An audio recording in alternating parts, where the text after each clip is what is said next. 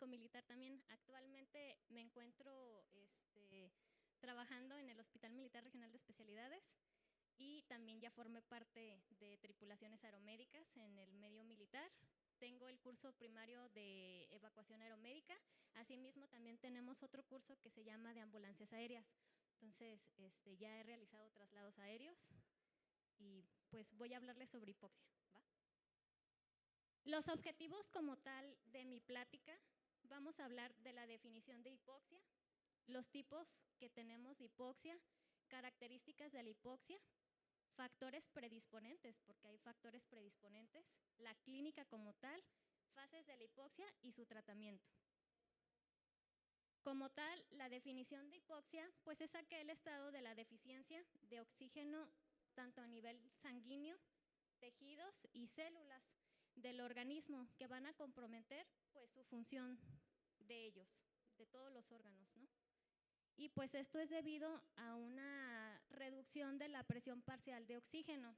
Y esto es porque la reducción del oxígeno o de la presión atmosférica va a disminuir conforme vamos ascendiendo a mayor altitud. Tenemos 4 tipos de hipoxia. La primera, que es la más común, que creo que a la mayoría ya nos ha tocado experimentar. No sé si a mí me tocó experimentarlo, ahora sí que en un viaje a Cancún, hace mucho, cuando todavía ni siquiera era médico. Esto se debe pues a una alteración en las fases de la ventilación alveolar y pues la difusión alveolo-capilar de la respiración, que va a producir pues una deficiencia en la entrega de oxígeno atmosférico a la sangre de los capilares de los alveolos o pulmonares. Entonces, como podemos ver, los barquitos serían como el grupo hemo, que es la hemoglobina la que va a trasladar el oxígeno. Esta parte de aquí es el pulmón y los tejidos a donde tendría que llegar. Entonces, si vemos a mayor altitud, el pulmón no va a generar suficiente oxígeno. Aunque la corriente sanguínea como tal y los barquitos estén intactos, si no tenemos muchas moléculas de oxígeno, pues al tejido no le va a llegar mucho. Entonces, aquí es como va a empezar a generar hipoxia. Y pues esto se debe a lo que es una exposición a la altitud, mayor, bueno, podemos generar un poco más de hipoxia. Puede también ser pérdida de la presurización en cabina.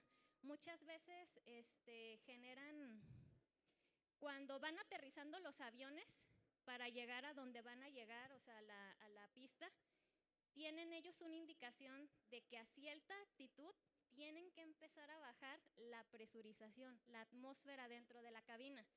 Si no controlan eso y se despresurizan antes de llegar a la altitud que debe de ser, que son 10,000 pies, generan hipoxia. Por eso empezamos con eso, empezamos con dolor de cabeza, entre otros síntomas que ahorita vamos a hablar. El mal funcionamiento del equipo de oxígeno. En los traslados aeromédicos, importante revisar antes de subir a un paciente que tengamos los tanques de oxígeno llenos, que la válvula esté funcionando, todo lo que conlleva pues el funcionamiento. Y podemos encontrar también que nos van a perjudicar las afecciones pulmonares. Aquí desde neumonías, epocosos, aquellos que fuman bastante, que hacen fibrosis pulmonar, entre otras patologías. Encontramos como segunda opción la hipoxia anémica, que también la conocemos como hipoxia hipémica. Esta pues se va a caracterizar por la presión de oxígeno, pues es normal. Aquí el oxígeno se produce de manera normal, pero la cantidad transportada de oxígeno es la que es mínima, ¿sale? Y esto va a ser por el volumen sanguíneo que está disminuido. En este caso, como hablábamos, el pulmón está generando completamente sus partículas de oxígeno, pero no hay barquitos, ¿sale? Entonces, al no haber barquitos, pues al tejido no le llega suficiente sangre. Y esta es provocada, pues, principalmente por la intoxicación por monóxido de carbono. Aquellos que son fumadores, incluidos los pilotos, porque también son fumadores, recordemos que a nivel de tabaquismo, el tabaco, el CO2, que es el que normalmente inhalan ellos, tiene mayor captación por la hemoglobina que el oxígeno propio, ¿sale? Y pues aquí lo más importante, la sangre. Aquellos que están sangrando, si no corregimos su hemoglobina al subir a altas altitudes, van a generar principalmente anemia, hipoxia anémica, ¿sale? Y pues aquí encontramos también aquellos que son anémicos desde folatos, por deficiencia de hierro, entre otras afectaciones.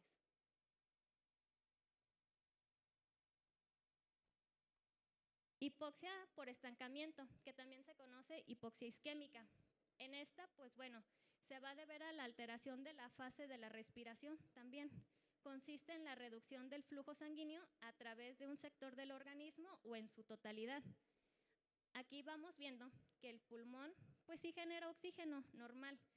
Tenemos un montón de barquitos. Está el tejido esperando el oxígeno transportado por la hemoglobina, pero el volumen sanguíneo no es el habitual, ¿sale? Es menor. Entonces, no tenemos buen volumen sanguíneo, se estanca como tal el oxígeno y no hay perfusión. Y pues aquí principalmente es por falla de la bomba cardíaca, ¿sale? También encontramos en algunos procesos de shock que aquí encontraríamos de dos tipos, el shock distributivo, que es el séptico, o el shock cardiogénico, perdón. Exposición a presión continua, ¿por qué? Porque aumentamos lo que es la presión intratorácica, y al generar una mayor presión intratorácica va a comprimir lo que son las venas de mayor calibre. En este caso, pues se va a estancar también la sangre. Y pues al lado derecho del corazón no va a llegar suficiente volumen. El frío extremo por vasoconstricción y aplicación de fuerzas G positivas. Aquellos en el medio de nosotros, pues tenemos varias aeronaves que se dedican a utilizar este tipo de trajes anti-G. ¿Qué son? Son unos pantaloncitos, así tal cual, que van bombeando. Tienen como unas válvulas para que no se estanquen las piernas, sino que tienda a subir hasta arriba y haya esa circulación. Cuando no revisan el traje, no se lo ponen bien, generan este tipo de hipoxia, ¿va? ¿Por qué? Porque al hacer las fuerzas positivas, como lo vemos en este apartado, la sangre se queda en las piernas y no hay forma de subirla, ¿va? Está también la otra, que es la hipoxia citotóxica o histotóxica. Se debe pues a una alteración de la fase de la utilización de la respiración y consiste en la incapacidad pues de las células para la utilización del oxígeno de forma adecuada. Igual vemos que pues está produciendo buen oxígeno, tenemos muchos barquitos, aparentemente el flujo sanguíneo es el adecuado, pero a nivel de tejido las células no pueden utilizar el oxígeno. Y pues esto principalmente es por intoxicación por cianatos. Cuando el piloto tiene un accidente aéreo y que se incendió la cabina, al estar sometidos a la inhalación de ese plástico, es lo que nos generaría, en este caso, pues la intoxicación por cianatos, ¿sale? El cianuro es otro de los causales también, y la intoxicación por alcohol. Obviamente estamos hablando de una intoxicación pues severa, no algo así como leve, cuando ya hay alteraciones neurológicas, entre otras cosas. ¿Cuáles serían las características de la hipoxia? Pues aquí es importante lo que hablaba aquí mi capitán, del tiempo útil de conciencia, ¿va? ¿Qué es el tiempo útil de conciencia? Pues es aquel periodo de tiempo en el cual pues el sujeto, el piloto, el paciente, hasta nosotros mismos como tripulación, desconectado de toda fuente de oxígeno a altas alturas, es capaz de tomar decisiones y reaccionar de una manera adecuada ante situaciones de gravedad. Y esto va a depender de varios factores, pero más o menos es como está todo normado. De 18,000 pies, recordemos, la base o el tope son 10,000 pies, que eso nos estaríamos diciendo que sería como el tope seguro para nosotros. Una vez que ascendemos de esos 10,000 pies, vamos a empezar con cambios. Entonces, sí es importante que aprendamos a distinguir. Aquí es donde entrarían entre los aviones que son ala fija, que esos tienden a volar arriba de 20,000, y los de ala rotativa, que son los helicópteros. Esos normalmente no llegan ni a 10,000, siempre vuelan o tratan de volar a 8,000 pies de forma segura. ¿Va?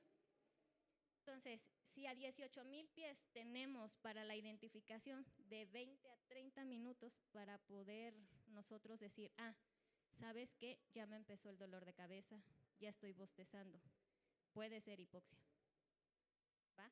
Es la forma de reaccionar. A 22,000 pies ya son 10 minutos. 25,000 pies, de 3 a 5 minutos. Se va disminuyendo conforme vamos ascendiendo. ¿Va? Importante. Esta, pues, es otra de las características importantes. El comienzo insidioso, no nos damos cuenta. Muchas veces me ha pasado, porque ya me ha tocado volar arriba de 25,000 pies en un avión presurizado, y ya me tocó hacer traslado también de un paciente con un traumatismo craneoencefálico moderado en una ala rotativa. No me avisaron, simplemente sentí el ascenso que tuvimos, y en cuanto siento el ascenso, volteé y le digo a mi enfermera, chécale la oximetría. Y yo lo traía con mascarilla con reservorio, desde que lo subí, porque todos debemos de saber que cuando tienen procesos neurológicos, sí o sí van a ocupar oxígeno a esas alturas, ¿va? Entonces volteé y sí, se me desaturó hasta 80. Entonces le digo, ¿sabes qué? Auméntale. Digo, no me avisaron, ya cuando bajo le digo al capi, le digo, mi capi, avíseme cuando vaya a ascender, ¿hasta cuánto ascendimos? No, que 12,000 pies porque tenía que esquivar una montaña. Y yo así de, pero avíseme para poder controlar esa parte, pues, pero sí se controló, fue cuestión de segundos. Pero si no vengo o no venimos todos a la par observando a nuestro paciente, y cabe mencionar que es nada más observarlo, porque allá arriba no se escucha nada. No, el ruido del rotor principal es tremendo, no te deja escuchar nada. Yo venía hablando con él para poder estar escuchando ahí con la oreja, ahí pegada a él, y digo, oye, ¿te sientes bien? Neurológicamente venía con la escala de coma de Glasgow cada 5 o 10 minutos checándolo por lo mismo, porque llegué a una comunidad rural y no teníamos para una radiografía, o sea, realmente no supe si me hizo neumoencéfalo o alguna otra situación, y así lo trepé. Entonces, pues, como les comentaba, a menos de 10,000 pies, que es lo ozono seguro, la disminución de la visión nocturna vendría siendo como el primer síntoma, únicamente de noche. Si vas de noche, vuelas, y tú ves que asciendes y dices, ay, empiezo a bostezar, como que ya no enfoco a pesar de que tengo miopía o astigmatismo, pero ya uno se conoce, ya es algo más avanzado, es como un foquito rojo que te diría que es hipoxia, pero principalmente es el bostezo. Empiezas a tratar de jalar más aire, ¿sale? La otra cosa sería la severidad de los síntomas, y pues esto va a ser el comienzo de la severidad de los síntomas, va a variar de forma individual, depende pues ahora sí que del sujeto, del paciente, ¿sale? La misma susceptibilidad a la hipoxia pues se ve afectada por factores, tanto la altitud, eritrocitos, estado físico, dieta, ejercicio, entre otras cosas. Aquellos que son muy fortachones también son más predisponentes a generar hipoxias a grandes alturas. El compromiso mental. Bueno, aquí las funciones intelectuales pues es un signo precoz de la presencia de hipoxia. Recuerdo que en el curso que a nosotros nos dieron, a nosotros nos despresurizaron, nos metieron una cámara hipovárica, nos ponían, cuando nos quitan el oxígeno, nos ponen a jugar baraja.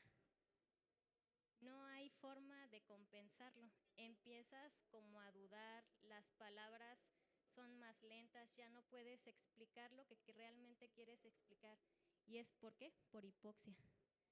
Entonces, así es como nos daríamos cuenta. Y hay muchas cosas más, pero principalmente que tienen juicio pobre. Si están en picada y ya hipóxicos, no van a poder responder de la forma adecuada y se van a estrellar. Eso es de ley. ¿Por qué? Porque ya no alcanzaron a hacer por el tiempo útil de conciencia. Sí es importante saber. Yo, por ejemplo, les puedo decir que a 12,000 pies que me despresurizaron, yo me desaturo hasta 85, pero no pierdo la conciencia. Hubo una compañera que iba con nosotros de Marina que ella desaturó hasta 50.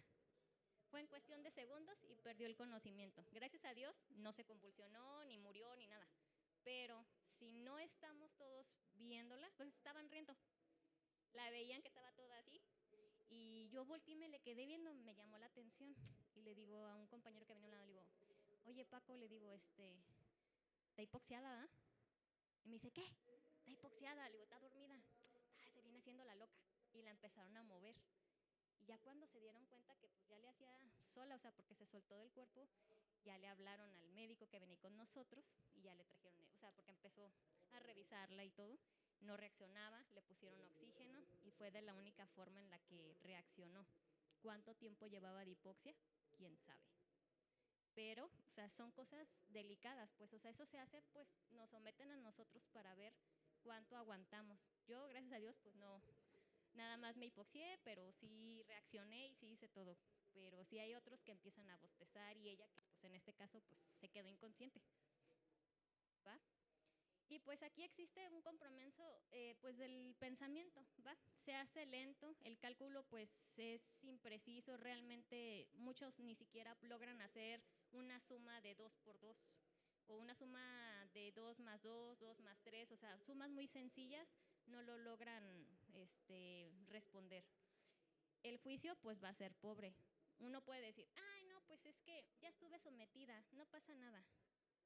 Pero cuando pasa, ya no puedes reaccionar, ¿sale? La memoria pues es incierta. Muchas veces recuerdas algo, pero no sabes cuál es la realidad y cuál no. El tiempo de reacción pues se va a retardar. Si uno lo hace en 10 segundos, probablemente se duplique. ¿Por qué? Por lo mismo, empieza a haber dificultades para poder controlar hasta los músculos, ¿va? Factores que influyen en la hipoxia.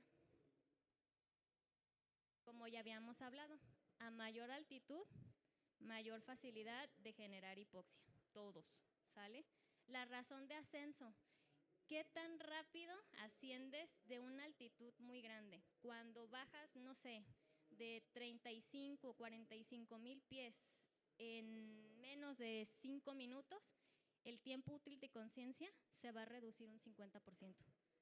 Si estabas acostumbrado a que reaccionabas en 10 minutos, van a ser ya 5 minutos del tiempo útil de conciencia, por la despresurización tan rápida que tienes, abrupta, porque es abrupta como tal. El tiempo de exposición no es lo mismo que yo que estuve expuesta 10 minutos a que me haya quedado expuesta, no sé, 20 minutos, media hora, una hora.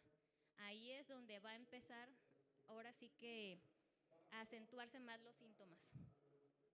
La tolerancia individual. ¿Qué tan bien haces dieta? ¿Qué tanto haces de ejercicio? ¿Cómo es tu metabolismo físico como tal? El estado físico. ¿Haces ejercicio? ¿Estás obeso? Porque todo eso tiene muchas cosas que ver. De hecho, a los pilotos se les dice, y eso está bien indicadísimo, que aquellos que tienen arriba de 29 de IMC ya no pueden volar. Por esto, porque son más susceptibles a hipoxia, ¿sale? Y de hecho se les pide que conforme van avanzando en su escuela, en cómo los van enseñando, tienen que hacer un montón de abdominales, porque los músculos abdominales son los que generan la entrada, el retorno y el no retorno de la sangre a ese nivel, normalmente, ¿va? Factores psicológicos, así como nos decía aquí mi capi, aquellos pacientes que suben, que están estresados, que tienen depresión, entonces van a generar también mayor hipoxia. Y pues la temperatura ambiental, vamos a hacer que trabaje más, se van a deshidratar, va a haber pérdidas insensibles a todo momento. Los síntomas, ¿Cómo vamos a saber que tenemos hipoxia? Se divide en dos, que son los subjetivos y los subjetivos. Los objetivos encontramos que es el aumento de la profundidad al respirar. Vamos a tratar de jalar aire como se pueda. Entonces, ¿qué vamos a hacer? Inhalaciones forzadas. Tratamos de agarrar mucho más aire. La cianosis, normalmente de los dedos, de las manos, peribucal. Confusión mental, que no sepas qué día es. Eso es importante. Cuando ves a alguien al lado de ti bostezando, pregúntale, ¿cómo vas? ¿Sabes qué día es? Se te quedan viendo raro, pero es importante. Uno tiene que ir viendo todo eso. Así me pasó con un general que iba conmigo volando. Y lo vi, bostece y bostece y bostece. Y le digo, oiga, mi general, le digo, ¿está bien? Sí, ¿por qué, Arlet? No, no más. Le digo, ¿quiere un dulce? Sí, se lo di. Yo creo que empezó a mascar y se le pasó. Pero hay que estar al pendiente, se me pudo ver ahí desmayado. Entonces digo, no, pues hay que tener cuidado. Y sí íbamos como a unos, yo creo que unos 13,000 en un black, sí. Pobre juicio, lo que les decía, ay, ya he estado en hipoxia y no me hace nada. Eso es malo, confiarse, no es bueno. Pérdida de la coordinación muscular, era lo que les decía. Y esto es muy importante para nosotros, como médicos y enfermeras. ¿Qué va a pasar el día de mañana que te caiga un paciente en paro? Estás hipóxico y quieras dar RCP. No vas a poder hacer nada, te vas a enlentecer, no vas a reaccionar, te puedes quedar así de que, ay, ¿qué hago? ¿Cómo le hago? Y así, o era tanto, porque los cálculos arriba con hipoxia es horrible, no pueden, no cuadran, pues no son como tal, son imprecisos, pues no son los que deberían de ser. Y pues por último, la inconsciencia. Les digo, ya me pasó, tuve una compañera que cayó en inconsciencia por completo. ¿Quién sabe cuánto tiempo ya llevaba en hipoxia? Sí. Y hablando de los subjetivos, sensación de falta de aire. Ellos mismos sienten como que lo que jalan de aire no es suficiente. Sensación de ansiedad, como los pilotos esos que se ponen locos, así, que ya empiezan, que no saben por qué están así, pero ya les hormiguean las manos, empiezan con cefalea, puede haber hasta euforia, por eso se golpean allá arriba en las cabinas, ¿sale?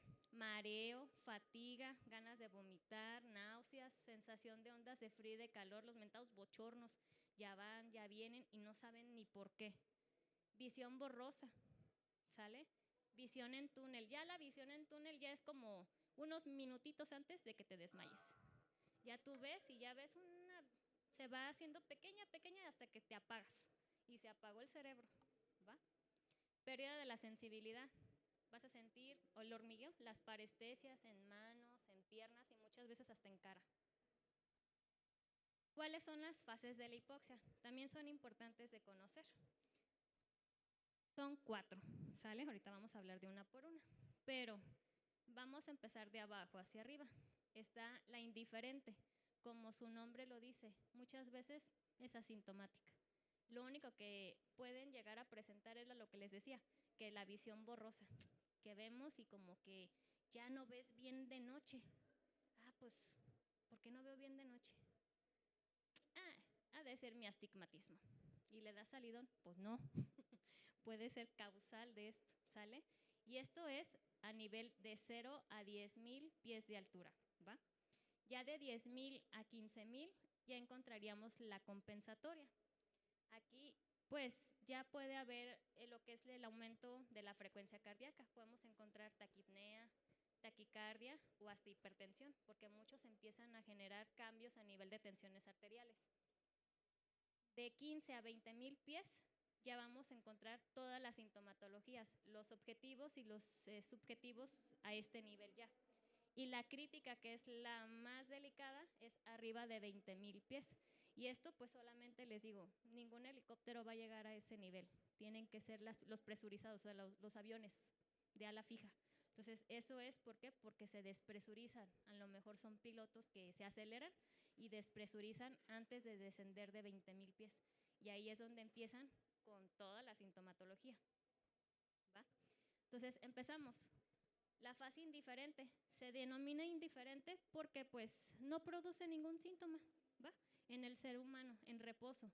Cambia si venimos tomando la presión, checar checando al paciente. No es lo mismo estar en reposo al estar con actividad física dentro de la aeronave, ¿sale? Excepto, como dice aquí, la disminución de la memoria inmediata, disminución de la visión nocturna entre lo que son 6,000 y 8,000 pies, que esto es a lo que normalmente vuelan en helicóptero, ¿va? La fase compensatoria. Aquí pues el inicio de los mecanismos compensadores del cuerpo van a aumentar la ventilación pulmonar, van a hacer taquipnea, va a empezar a latir más el corazón para aumentar el gasto cardíaco, para mantener pues la homeostasis. Esta es la primera fase que estaría generando cuando empiezas con hipoxia. El sujeto en reposo pues no va a presentar síntomas, pero se acentúa si en la primera fase empezaron con visión borrosa. Al llegar a esta fase ya va a ser más acentuada, se le pueden agregar más. Conforme vamos avanzando y en la anterior ya fuiste sintomatológico, vas a ir avanzando a llegar a las complicaciones que no queremos llegar, ¿va?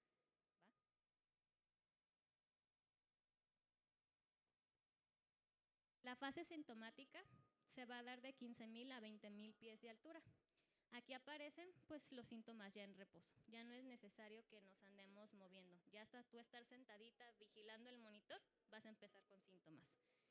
Sin que los mecanismos compensatorios sean efectivos. Puedes tener taquicardia, taquipnea, pero no estamos compensando. ¿Sale? Aquí pues la pérdida del juicio crítico. Volvemos a lo mismo. No sabemos qué hacer. El enlentecimiento del pensamiento. Imposibilidad para realizar cálculos mentales. A nosotros, para los medicamentos, ahí vamos a tener problemas.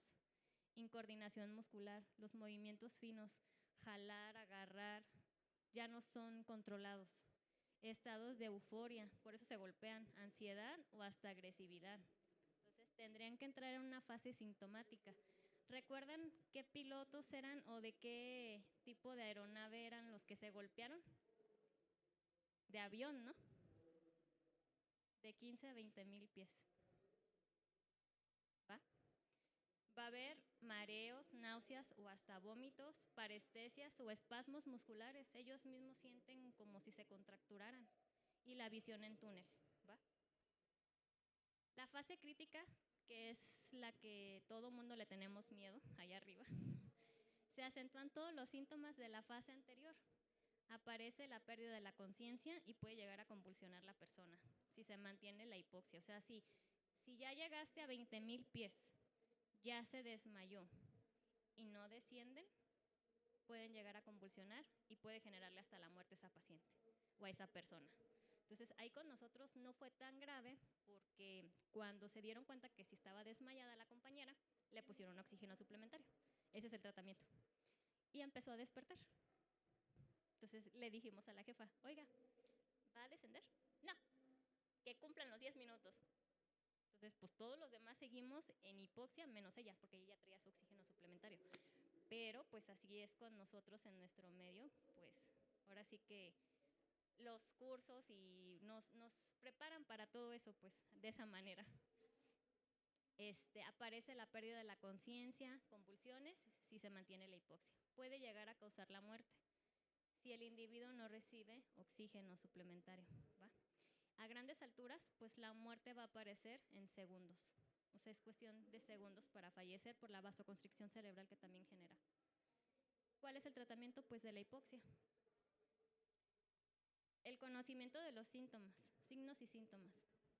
Hay muchas personas que, como les digo, yo no le dije nada a mi general, pero desde que yo lo vi, que ya iba así como durmiéndose, bostezando. Por eso le pregunté, ¿está bien? Y me dice, sí, ¿por qué, Arlet? Pero yo lo iba cuidando. Ahí pues no se dio cuenta que entró en hipoxia. Pero sí, yo creo que sí volamos como unos 12,000 pies. Pero sí iba bien, iba bien hipóxico. Pues como una hora. Porque volamos, si mal no recuerdo, fue de Palenque hacia Chiapas. Y fueron como 1 hora y media, 2 horas. Y pues altas, o sea, arriba de 10,000, porque el Cougar sí levantó hasta 12. Y nosotros íbamos casi arriba de ellos. Entonces sí, entre 10 y 11, y ya empezaba. ¿Mándeme? bien flaco, flaquito. Hubiera sido peor si hubiera estado gordito. Sí, no, pero hasta eso no. Y pues sí, fueron como unas 2 horas y de noche. Debió haber notado, o sea, la pérdida de la visión nocturna, pero no avisó. Entonces yo nada más lo vi ya cuando estaba bostezando. Entonces, administrar el oxígeno suplementario, esto es importante. Y descender por debajo de 10,000 pies, que es para nosotros la zona segura. ¿Sale? Para todos, o sea, para cualquier paciente y todo. ¿Tienen alguna pregunta? Nada, nada, ¿seguro? ¿No quieren preguntar nada? A ver, Doc. ¿No? ¿No? ¿No? Que nos queda nada más, ahora sí que como puntos clave, ¿no? Dígame.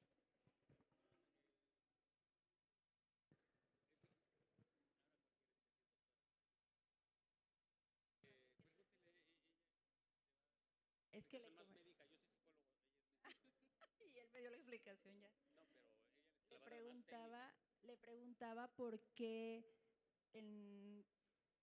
a veces que hay aterrizajes de emergencia, ¿cómo es posible entonces si existe una despresurización así? O sea, que están los aviones, porque son los aviones por lo general, y tienen que aterrizar así de sopetón. ¿Por qué el piloto sí tiene la conciencia de todo eso? O sea, de hacer un buen aterrizaje y no se estrella así de sopetón. Es algo importante. Todos los pilotos, tanto de helicóptero como de aviones, en la cabina, en la parte inferior, traen unos tanques de oxígeno. Entonces, si van a aterrizar de esa manera, lo primero que van a hacer es colocarse su oxígeno, porque ya lo saben. De hecho, está hasta indicado que en aquellos pilotos que son los helicópteristas, porque en nuestro medio así se manejan helicópteristas y pilotos de ala fija, si van a volar de noche por más de media hora, tienen que llevar su tanquecito de oxígeno. Aunque ellos traen sus NVGs, que son el Night Vision, que es como los rayos láser, ahora sí que ellos ven de noche, tienen que portarse. Porque de los órganos más afectados en la primera fase es el nervio óptico. Entonces, por eso hay una disminución de la visión. Entonces, para evitar eso, ¿qué hay que hacer? Ponernos nuestro oxígeno cuando ascienden a más de 10,000 pies. Y si van a caer rápido, en ellos que están presurizados sí es importante que se coloquen. De hecho, deberían de avisar en cabina que va a haber un aterrizaje de emergencia y para que suelten las bolsas. O sea, todos estar protegidos. ¿Por qué? Por esto.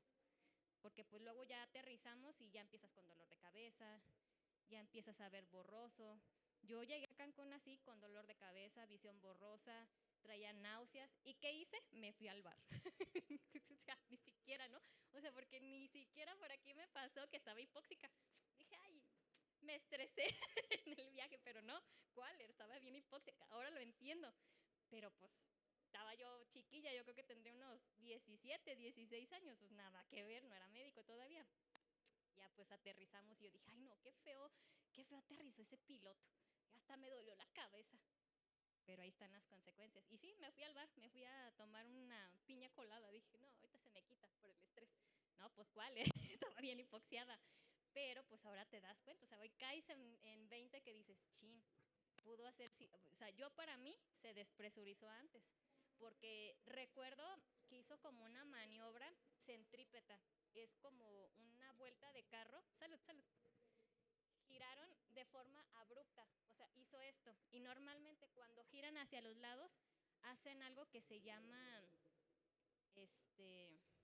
se me fue el nombre, giran sobre su propio eje para tratar de ir con cada vuelta descendiendo de forma abrupta, ¿sale? Pero de tal forma, no, en avión. Hacen, o sea, vueltas centrípetas sobre su propio eje y caen.